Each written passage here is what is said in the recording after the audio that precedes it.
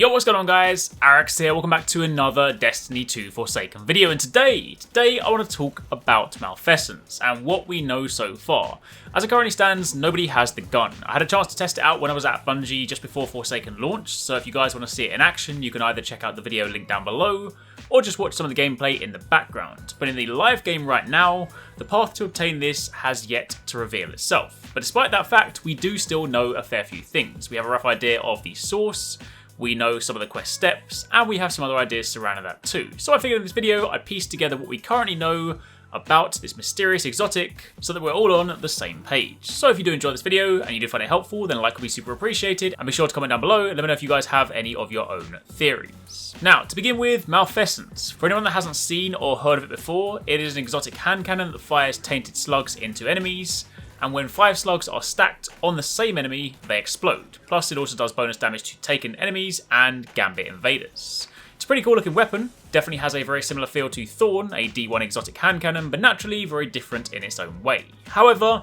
unlike many of the other exotics, this isn't a weapon that will simply drop from a package or an engram. This is a weapon with an exotic questline, a questline that currently hasn't revealed itself. But what do we know so far? Well, when Forsaken first launched, people initially thought that the quest might trigger upon resetting your infamy rank in Gambit. However, since then, many people have done this, one of our clanmates included, and the quest still has not revealed itself. It's also not given on the second infamy reset either, so that path seems to be a bit of a dead end.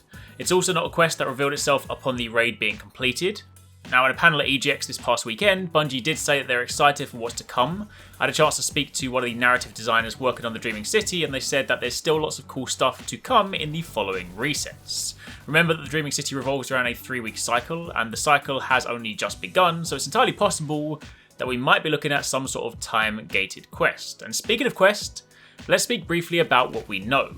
At some point, whether this is simply unlocked by Bungie, or whether we simply have yet to discover it, at some point we'll encounter the first step, Darkness in the Light. This quest step reads, you found a component part of some kind of weapon at Callum's grave. It must be what he stole from the Drifter. He'd probably like it back.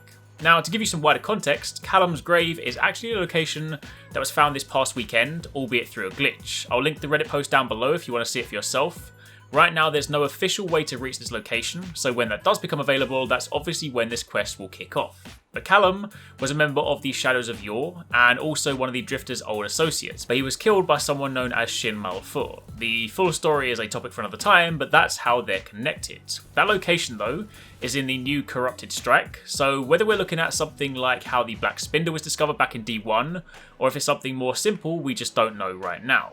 However, what we do know is that when we can officially reach Callum's grave and we can kick off that quest, we'll obtain an item, and the next step will then see us take out a very special primeval that will spawn in Gambit. Then upon killing this primeval, we'll be able to obtain its heart. Taking this to the Drifter will then let you a sweet emblem and kick off the next step. The next step is a little bit vague since it reads, you've been at Gambit for a while now, you've met the enemies of humanity head on and made them pay. The Drifter has rewarded you handsomely for the motes of dark you've collected. Now it's time to see the culmination of your partnership with the Drifter. Now the steps aren't any more detailed than that. It might well be one of those things where following the quest you then need to play X amount of Gambit matches, maybe rank up, kill X number of enemies, or perhaps even reset your infamy rank then.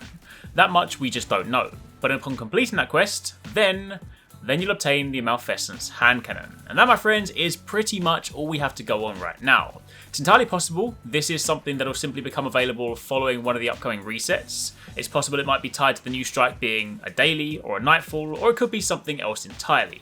Naturally, when we discover the path and the steps, I'll be sure to put together a guide for you guys, but until then, that is what you need to know. Let me know down below if you guys have any other questions, but otherwise be sure to keep it locked for much more Destiny 2 content. Thanks very much for watching, guys. I hope you enjoyed the video. If you want to check out some more awesome stuff from us here at Arekkz Gaming, then you should definitely try to catch 269 and Paradise Central streaming 6 days a week. You can find a link to the multi-stream in the description box down below. They play a wide range of games, and what's more, we also have the Endgame store. By watching their streams, you earn currency, and you can redeem that currency on the Endgame store for really cool prizes. Those can range from things like games, comics, and figures, all the way up to controllers, capture cards, and even consoles. So definitely drop by and become part of the community. Of course, if you enjoyed this video, then make sure you're subscribed and be sure to click on that little bell icon to turn on notifications so you don't miss our next upload.